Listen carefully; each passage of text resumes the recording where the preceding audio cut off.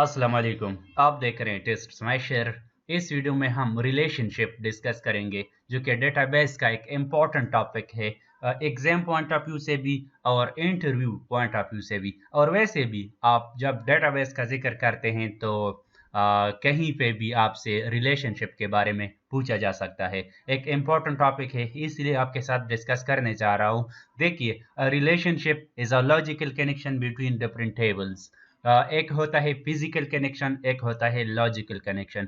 Physical connection जब हम wire के थ्रू दो चीजों को, दो डिवाइसेस को कनेक्ट करते हैं तो इसको हम फिजिकल कनेक्शन कहते हैं। लाइक टोपोलॉजी आपने देखा होगा, जब हम टू सिस्टम्स को, टू कंप्यूटर्स को, टू डिवाइसेस को एक दूसरे के साथ एक केबल के थ्रू कनेक्ट करते हैं तो उसको हम फिजिकल कनेक्शन कहते हैं। जबकि जब हम टेबल्स को लॉजिकली कनेक्ट करते हैं, मतलब एक टेबल से दूसरे टेबल को एक्सेस कर सकते हैं, आपस में ये कनेक्ट हुए होते हैं, लेकिन हम इसको देख नहीं पाते, हम इसको महसूस नहीं कर पाते, तो इसी को लॉजिकल कनेक्शन कहते हैं।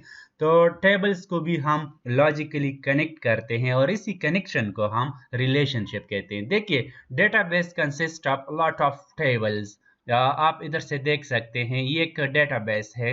डेटाबेस में हम जब एंट्री करते हैं, जब हम डेटा स्टोर करते हैं तो वो in the form of tables store करते हैं। डिफरेंट एंटिटीज लेते हैं, डिफरेंट टेबल्स लेते हैं और वो टेबल्स हम आपस में लिंक कर देते हैं, आपस में कनेक्ट कर देते हैं। तो इस कनेक्शन ही को हम क्या कहते हैं? रिलेशनशिप। तो डिफरेंट टाइप्स भी होते हैं, वो भी देखेंगे। आइए थोड़ा इसको एक्सप्लोर करते हैं। The relationship is established by connecting one or more fields of two tables. दो टेबल्स हैं, उसके जब हाँ एक होते फील्ड्स होते हैं, एक होते हैं रोज होते हैं, ठीक है, यानी कि एट्रीब्यूट्स होते हैं और दूसरी साइड पे रिकॉर्ड्स होते हैं। तो फील्ड्स को हम मुख्तलिफ टेबल्स के एक दूसरे के साथ कनेक्ट करते हैं, तो इसी बिना पे हम रिलेशनशिप बनाते हैं। The fields used to connect two tables normally have same name, data type and size. देखिए, जब हम टू फील्ड्स को आपस में लिंक कर देते हैं, आपस में कनेक्ट कर देते हैं, तो नॉर्मली ये इस तरह होता है कि दोनों फील्ड सेम ही टाइप के होते हैं, सेम ही नेम के होते हैं, सेम ही साइज के होते हैं। लेकिन बाज़ दफ़ा इसके बगैर भी लिंक हम कर सकते हैं, यानी रिलेशनशिप हम बना सकते हैं। बाद में इसको देखेंगे भी, टाइप्स जब हम डिस्कस करेंगे। Different types of relationship are as follows: one to one relationship, one to many relationship, many to many relationship, और एक दूसरा भी होता है मैनी टू वन रिलेशन। जिस तरह वन टू मैनी है तो मैनी टू वन रिलेशनशिप भी हो सकता है, ठीक है। तो इस वीडियो में हम सिर्फ one to one relationship discuss करेंगे। आइए डिस्कस करते हैं one to one relationship. One-to-one relationship exists between two tables when, for each record in the first table, there is only one record in the second table. देखिए, one-to-one relationship में इस तरह होता है कि टेबल ए और टेबल बी, तो table ए के एक रिकॉर्ड के लिए टेबल बी में एक ही रिकॉर्ड होगा। सपोज मैं आपको एक सिंपल सा एग्जांपल देता हूँ। ये है कंट्री और ये है कैपिटल, तो एक कंट्री का एक ही कैपिटल होता है, ठीक है, तो इसको कहते हैं वन टू वन रिलेशनशिप। और आप इस तरह भी थे, एक कैपिटल एक ही कंट्री का हो सकता है, ठीक है, तो इसको कहते हैं वन टू वन रिलेशनशिप। दूसरा मैं अगर आपको कहूं तो person has one passport and one passport has one person. मतलब आप कह सकते हैं कि एक पर्सन को एक ही पासपोर्ट अलॉट किया जा सकता है, मतलब वन आईडी ही इसको अलॉट किया जा सकता है। तो इसी को हम कहते हैं वन टू वन रिलेशनशिप। मतलब एक रिकॉर्ड के लिए दूसरे टेबल में भी एक ही रिकॉर्ड मौजूद होगा, तब जाके हम इसको वन टू वन रिलेशनशिप कहते हैं। दूसरा स्टेप अगर हम देख ले, for each record in the second table there is only one record in the first table and vice versa. जिस तरह पहले रिकॉर्ड के लिए दूसरे टेबल में एक ही रिकॉर्ड होगा, तो इसी तरह इस टेबल के एक रिकॉर्ड के लिए इस टेबल में एक ही रिकॉर्ड होगा। तो इसी को हम कहते हैं वन टू वन रिलेशनशिप। मेरे ख्याल से कोई डाउट नहीं होगा। एग्जाम्पल से इसको समझते हैं। An example of one to one relationship is as follows.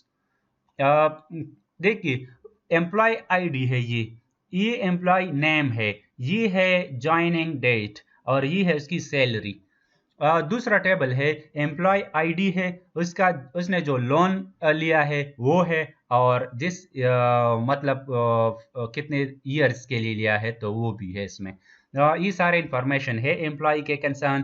तो एम्प्लॉय आईडी ये प्राइमरी की है, इधर भी देखिए एम्प्लॉय आईडी ये प्राइमरी की है। तो अब हम जब एम्प्लॉय आईडी देते हैं तो उसका नेम भी शो होता है, उसका ज्वाइनिंग डेट, उसकी सैलरी, और इसी लिंक की वजह से हम उसका लोन भी देख सकते हैं और जो ईयर्स हैं वो भी देख सकते हैं। तो असल में एम्प्लॉय आईडी इधर भी है, एम्प्लॉय आईडी इधर भी है, तो इसी को हम कनेक्ट कर देते हैं। इसी एसोसिएशन को, इसी कनेक्शन को हम क्या कहते हैं, 1-to-1 रिलेशनशिप। मेरे ख्याल से कोई डाउट नहीं रहेगा।